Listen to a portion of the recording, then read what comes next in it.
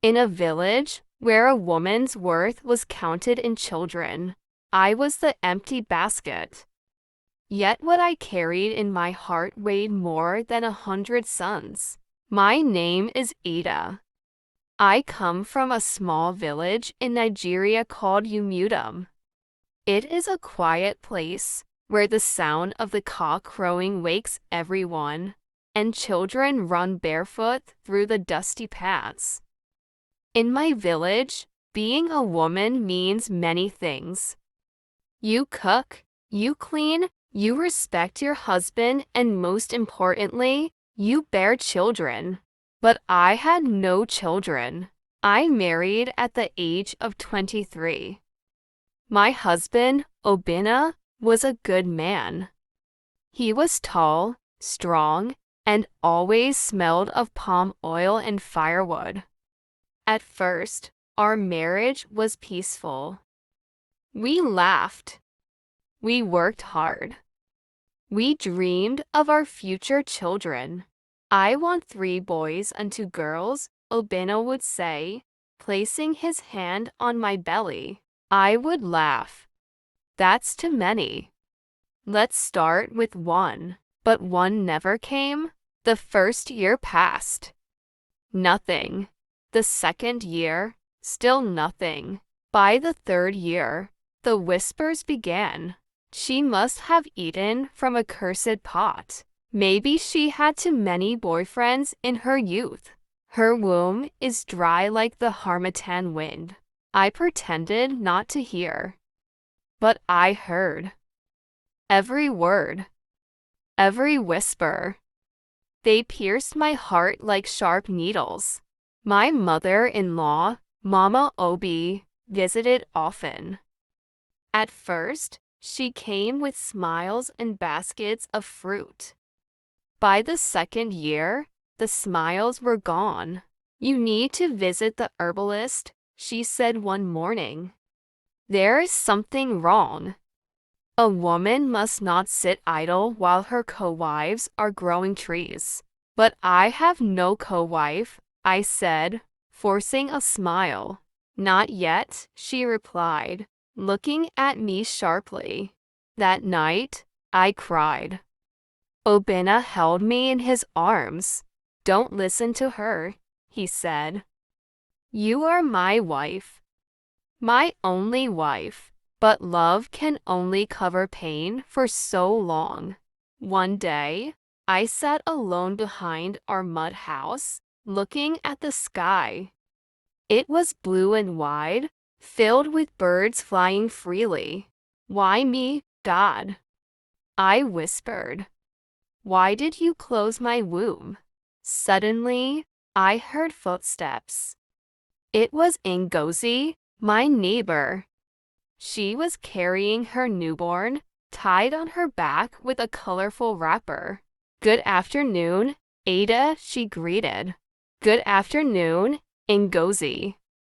How is the baby? She smiled proudly. Strong and healthy. You will carry yours soon, by God's grace. Amen, I said, forcing a smile. But deep inside, I started drinking herbs.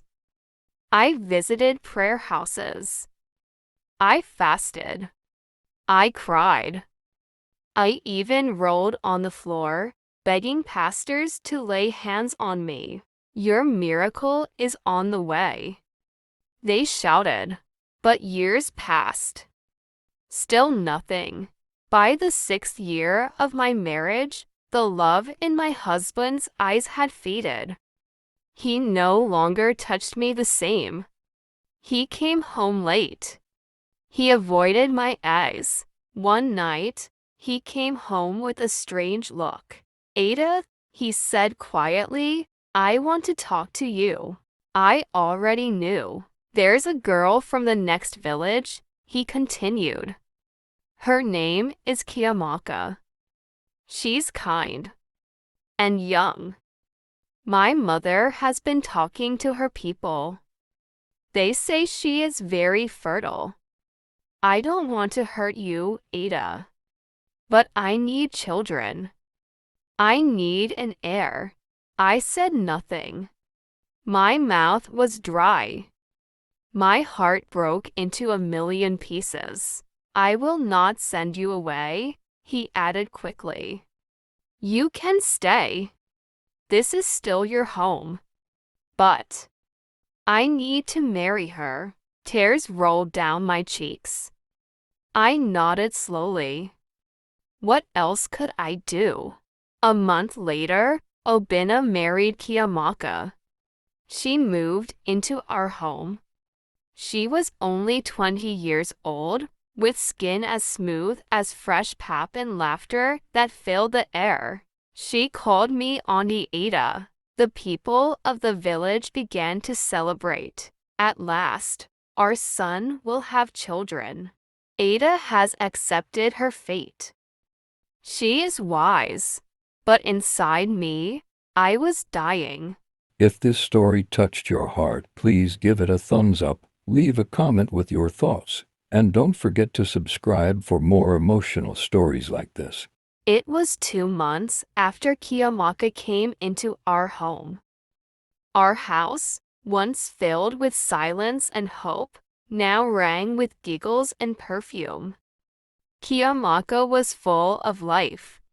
She sang while sweeping, hummed while pounding yam, and laughed loudly at every little thing.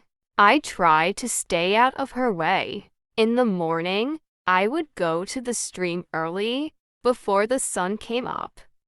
It was the only time I felt peace.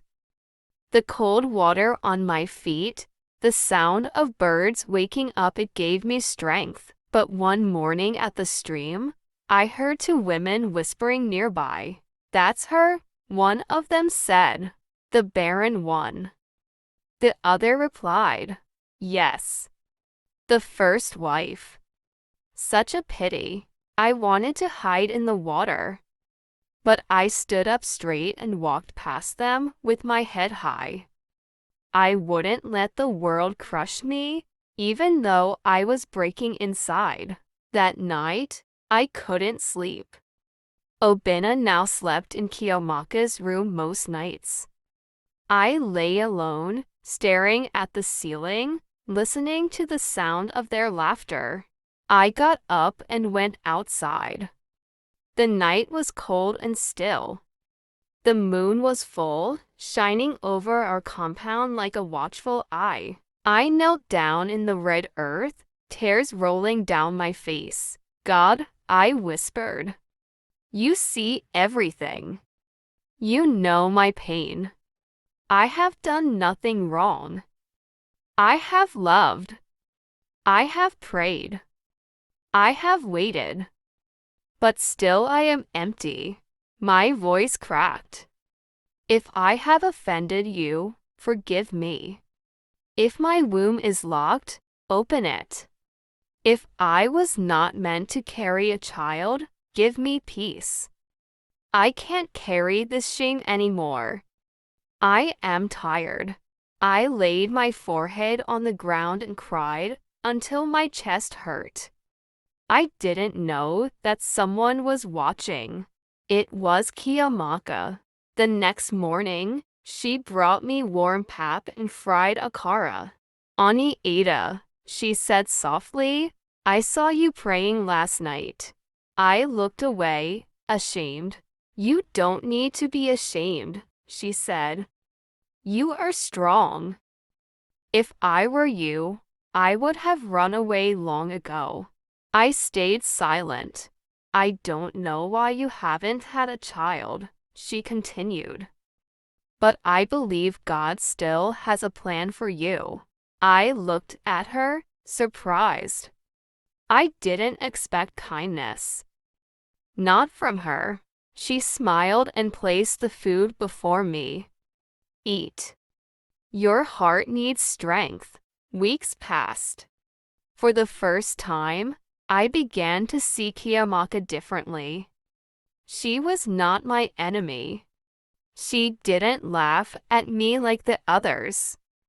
She respected me, even though she now shared my husband. One afternoon, While washing clothes by the stream, she touched her belly and said quietly, "I think I am pregnant." I froze. "I haven't told anyone yet," she said. "I wanted to tell you first." "Why me?" "Because you are still the first wife. And you are kind to me." I nodded slowly. "Congratulations." But my heart sank again. Another blow. That night, I sat outside again. I didn't pray this time. I just stared at the sky. The stars were dancing. I felt like the only one on earth who had no song to sing. A small voice inside me whispered, "Leave. Go somewhere new." The next morning, I packed a small bag. I didn't tell Obina. I didn't tell anyone. I just walked. I walked past the market, past the school, past the old church and the village square. My feet kept moving, though my heart was heavy. I didn't know where I was going, but I knew I couldn't stay. 2 days later, I arrived in a new town. It was noisy and full of people.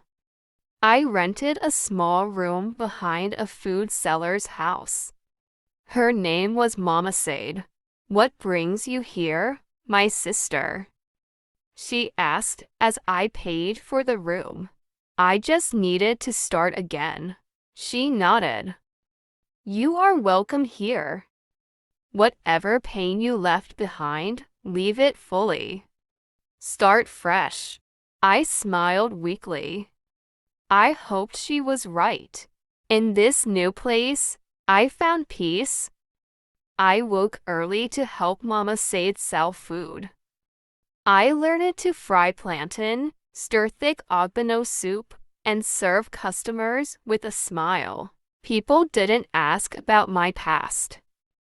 They didn't call me Barren. They called me Ada, the quiet woman with gentle hands. And slowly, something changed.